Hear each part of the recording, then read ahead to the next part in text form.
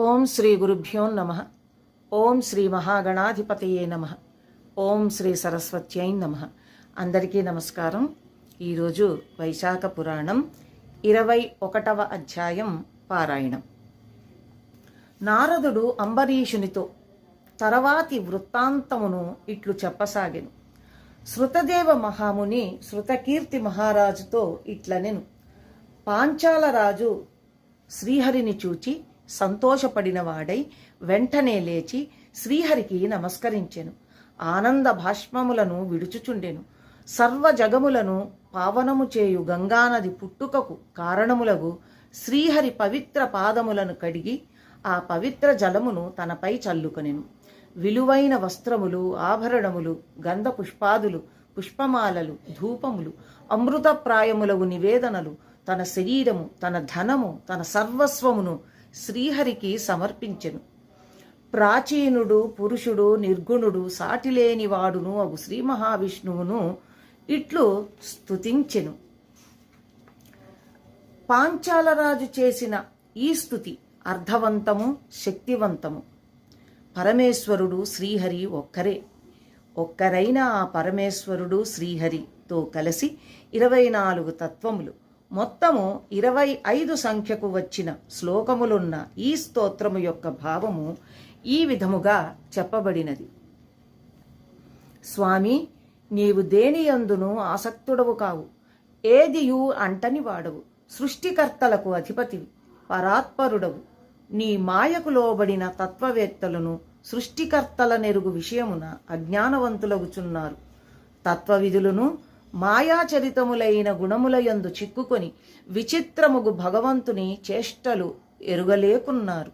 కోరికలేని ప్రభువ, దీనినంతయూ సృష్టించిన వాడవు నీవొక్కడవే. ఈ ప్రపంచము సృష్టించిన వాడవు, రక్షించువాడవు, నశింపజేయువాడవును నీవొక్కడివే. స్వామి, నీ కోరికలన్నయూ తీరినవాడవు అయినను దేవాసురులకు సుఖదుఖములను కలిగించుటకై సత్వగుణమునంది శిష్ట రక్షణకు అవతరించుచున్నావు. తమోగుణమున దుష్టులను శిక్షింతువు, రజోగుణమున రాక్షసులను నిగ్రహించుచున్నావు. దైవ వశమున నీ పాదము నమస్కరించిన వారి పాపములను పోగొట్టును. హృదయమున భావన చేసినచో శుభయోగములకు పరిపాకమును కలిగించి తీర్థమగుచున్నది. స్వామి, గర్వము, భక్తి వీనికి లోబడిన జీవులు నీ పదములను సేవించినను సంసారము, పుట్టుక అను కాల సర్పము బంధనమునకు లోబడి పునర్జన్మాది దుఃఖములచే పీడింపబడుచున్నారు. నేనును ఇట్టివాడనే ఇంటింటికి తిరిగి ఎలుకలను తినుచూ బలసిన పిల్లివలె నీ పాద భక్తిని మరచి ప్రతి జన్మయందును పునర్జన్మాది దుఃఖములను పెంచుకొనుచుంటిని. ఏమియూ దానము చేయలేదు, నీ కథలను వినలేదు, ఉత్తముల సేవయును చేయలేదు. ఇందువలన శత్రువులు నా రాజ్యమును ఆక్రమించగా వనవాసినై నా గురువులను స్మరించి తిని. ఆర్త బంధువులగు వారు నా యొద్దకు వచ్చి తమ ప్రబోధములచే నా దుఃఖమును పోగొట్టిరి. ధర్మార్థ కామ మోక్షములను స్వర్గమును కలిగించు వైశాఖ వ్రత ధర్మములను వారు బోధింపగా వారు చెప్పిన శుభకరములగు ఈ వైశాఖ ధర్మములను ఆచరించి తిని. అందువలన నాకు సర్వోత్తమమగు శ్రీహరి అనుగ్రహము కలిగినది. అందువలన ఉత్తమ సంపదలు అధికములుగా వనగూడినవి.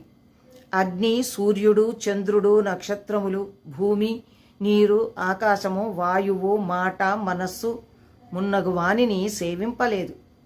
నేను వైశాఖ వ్రతమున శ్రీహరిని మాత్రమే ధ్యానించి తిని. అన్నిటినీ విడిచి నీ పాదములను నిన్ను ముహూర్తకాలము సేవించినను కోరినది సిద్ధించును. స్వామి, నీవు స్వతంత్రుడవు, ఎవరికి నీ లోబడిన వాడవు కావు. విచిత్రమైన కర్మలను చేయుదువు, అందరికంటే ఉత్తముడవు. ఇట్టి నీకు నమస్కారము. నేను నీ మాయకు లోబడి భార్యాపితృలు, రాజ్యము మున్నగు పనికి మాలిన వాని యందు ఆసక్తుడనైతిని. మొట్టమొదటి కర్మదోషమును పోగొట్టి సర్వ పాపములను హరించినట్టి నిర్మలమగు నీ పాద పద్మములుండగా నేను సుఖము కావలయును అనుకొని మమకారమునకు లోబడి అనర్థమునే కలిగించు భార్య మున్నగు కోరికలచే పీడింపబడితిని. స్వామి, ఎచటను సుఖనిద్ర లేదు, శుభము లేదు, సుఖాభిలాష పెరుగుచున్నది. దుర్లభమగు మానవ జన్మనెత్తియు నీవే సర్వ పురుషార్థ కారణమని ఎరుగజాలకపోతిని. నీ మహిమ నెరుగజాలని సుఖాసక్తుడను అగు నేను నీ పాద పద్మములను సేవింపజాలక మూఢ చిత్తుడనై సుఖాభిలాషను పెంచు కర్మలను శ్రద్ధతో చేయుచున్నాను. ఏమియును ఎవరికిని ఇచ్చుటలేదు. స్వామి, ప్రభు, పరమాత్మయగు నీ సేవను మరల మరల చేయవలయును అని ఉన్నను చేయలేకున్నాను. కాని నీ సేవ చేసినప్పుడు మాత్రమే విశ్వమూర్తివి, సర్వశక్తిమంతుడవు అగు నీ దయ మాయందు ప్రసరించును. సత్పురుషుల సందర్శన భాగ్యము కలిగినచో సాగర భయంకరమైన సంసారము గోవు పాదమంత చిన్నది అగును. అంతేకాదు, దైవమగు నీ యందు భక్తిభావము కలుగును. ప్రభు, నా రాజ్యమంతయు పోవుట మంచిదే అని అనుకొనుచున్నాను. బ్రహ్మాది దేవతలు నిరీహులగు మునులు పొందగలిగిన నీ అనుగ్రహమును పొందు అవకాశము కలిగినది. స్వామి, అచ్యుత, నీ పాద పద్మమునే విడువక స్మరింతును. నీ పాదములు దీనులను ప్రార్థింపదగినవి, అనంత భాగ్యమునిచ్చినవి. కావున నీ పాద పద్మములను తప్ప మరొక దానిని స్మరింపను. కావున రాజ్యము, పుత్రులు మున్నగు వానిని, ధనమును, అశాశ్వతమగు దేహమును కోరను. మునులంతటి వారు కోరదగిన నీ పాదముల సేవనే కోరుదు. జగన్నాథ, ప్రసన్నుడవగుము. నీ పాద పద్మ స్మృతి నన్ను విడువకుండా చూడుము. నీ పాదములయందు ఆసక్తియు, భార్యాపుత్రాదులయందు అనాసక్తియు కలుగజేయుము. ప్రభు, నా మనస్సు శ్రీకృష్ణ పదారవిందములయందుండుగాక. నా మాటలు శ్రీకృష్ణ కథామ వర్ణనమున ప్రవర్తించుగాక. నా ఈ నేత్రములు నిన్ను, నీ రూపమును చూచుగాక. నా ఈ చెవులు నీ కథలను మాత్రమే వినుగాక. నా నాలుక నీ ప్రసాదమునే తినుగాక. నా ముక్కు నీ పాద పద్మ గంధమునే వాసన చూచుగాక. నీ భక్తులకు పూసిన గంధమునే వాసన చూచుగాక. స్వామి, నా హస్తములు నీ మందిరమును ఊడ్చుట మొదలగు పనులను చేయుగాక. నా పాదములు నీ క్షేత్రములున్న చోటకు, నీ కథలు చెప్పు చోటకు మాత్రమే వెళ్ళుగాక. నా శిరము నీకై నమస్కారమున నిమగ్నమగుగాక. నీ కథలను వినుటయందే నాకు కామము, కోరికలు కలుగుగాక. నా బుద్ధి నీ చింతనమునందు ఆసక్తమగుగాక. నీ కథలను తలుచుకొనుటతో దినములు నాకు గడుచుగాక. నా ఇంటికి వచ్చిన సజ్జనులచే నీ స్మరణను వినుటచే గడచుగాక. నీ ప్రసంగములేని క్షణమైనను గడువకుండుగాక.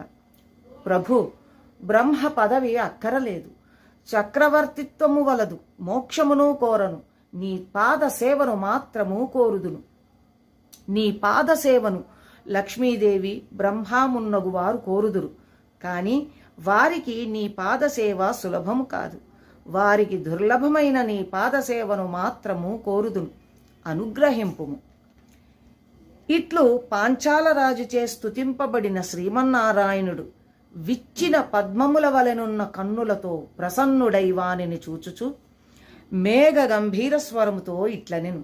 నాయన, నీవు నా భక్తుడవని, కోరికలు కల్మషము లేనివాడవని నేనెరుగుదును. అందుచే దేవతలకును పొందరాని వరమును నీకిత్తును.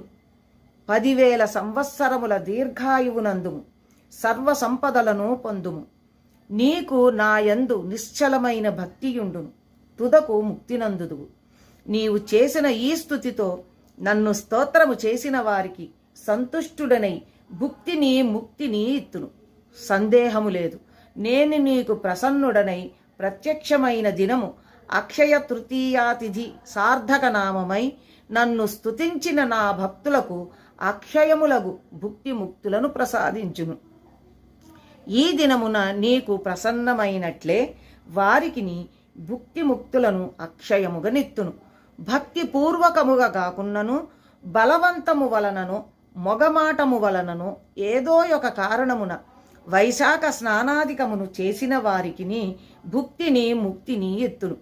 ఈ అక్షయ తృతీయ యందు పితృదేవతలకు శ్రాద్ధమును నిర్వహించినచో వారికి వంశవృద్ధి, అనంత పుణ్యమును ఇత్తును. ఈ అక్షయ తృతీయ తిథి మిక్కిలి ఉత్తమమైనది. దీనికి సాటి అయిన తిథి లేదు.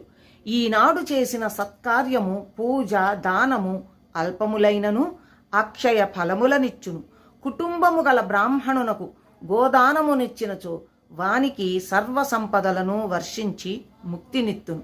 సమస్త పాపములను పోగొట్టు వృషభదానమును చేసిన దానికి అకాల మృత్యువే కాదు, కాలమృత్యువును కూడా పోగొట్టి దీర్ఘాయుర్ధమునిత్తును.